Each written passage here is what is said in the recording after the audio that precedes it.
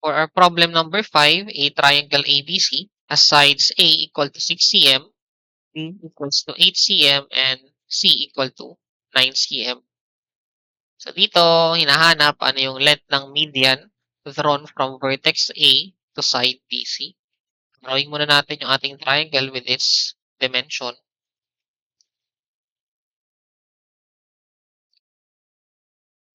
So, kayong bahala paano nyo i-orient yung triangle ninyo.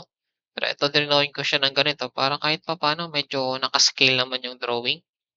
So, ang ating side A, ito siya. Ang length niya daw ay 6 cm. Ang ating side B naman, this is 8 cm.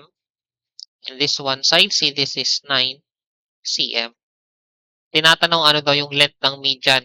So, pag sinabi nating median, di ba, i-drawing natin to from a vertex papunta dun sa subtended side niya, such that yung subtended side will be divided into two equal parts.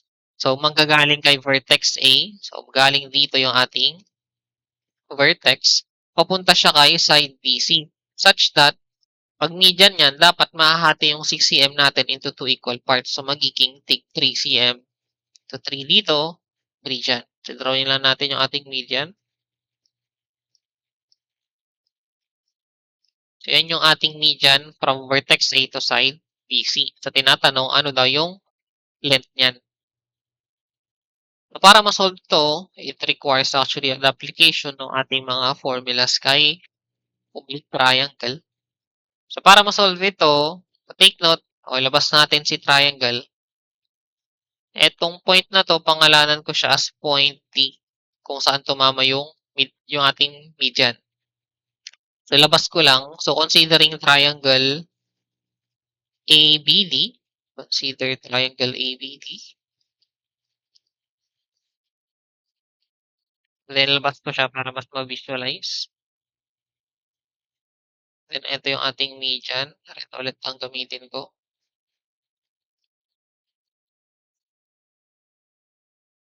And then, this is 9 cm. This is 3 cm. So, kalahati ng 6. And then, ang kailangan natin gawin, hanapin na ito munang value ng angle na to. So, let's say this is angle beta. So, with this triangle ABD, hindi natin makukompute ano talaga yung angle ng beta. So, kailangan natin bumalik dun sa ating original triangle.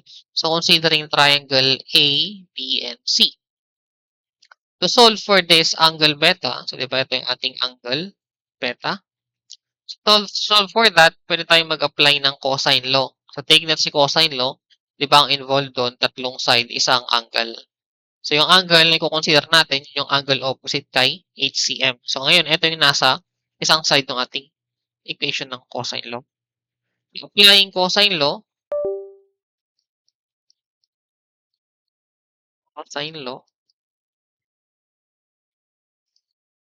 we have 8 squared equal siya kay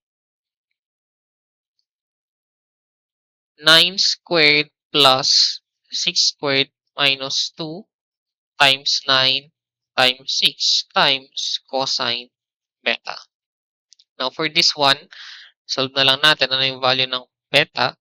So, you can use shift solve, no? Pero kung gusto nyo i-manipulate ito, si cosine beta, pwede natin siyang i-represent as 8 squared minus 9 squared minus 6 squared divided by negative 2 times 9 times 6. So, kailangan nyo ng konting practice kay algebraic manipulation dito, no? Such that yung value ng beta natin, so gamit tayo ng inverse trigo. So, this is arc cosine. Ilagay nyo ano yung nasa loob nung, ano yung nasa kabilang side. So, this is 8 squared minus 9 squared minus 6 squared divided by negative 2 times 9 times 6. Therefore, yung beta natin, equal ngayon siya kay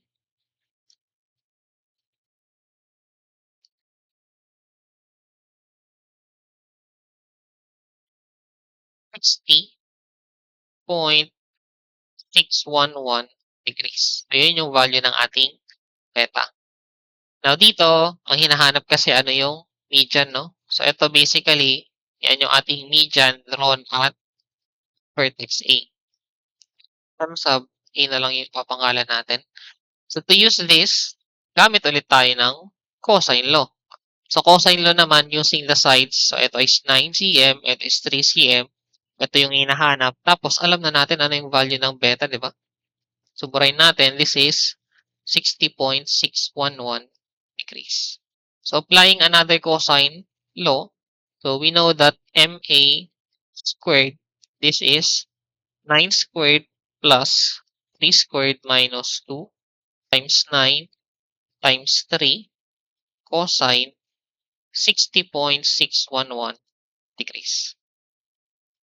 So para ma-solve yung ating MA, square root nyo to, square root nyo din lahat ng nandito sa right side. So that yung value ng MA natin, so input na lang yan, is square root ng 9 squared plus 3 squared minus 2 times 9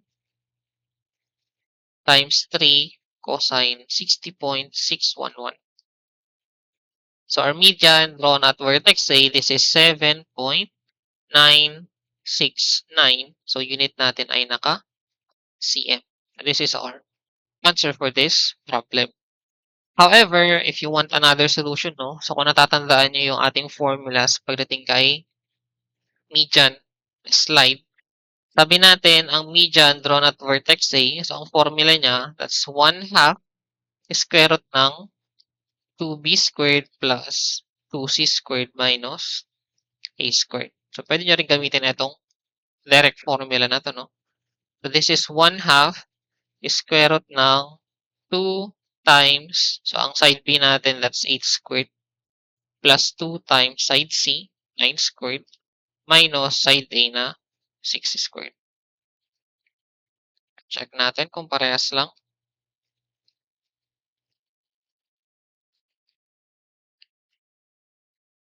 So this is square root of 254 over 2, or in decimal, this is 7.969 cm. So parehas lang sila. So ito, kapag nakalimutan nyo yung formula ng median, o di, yan yung magiging solution natin.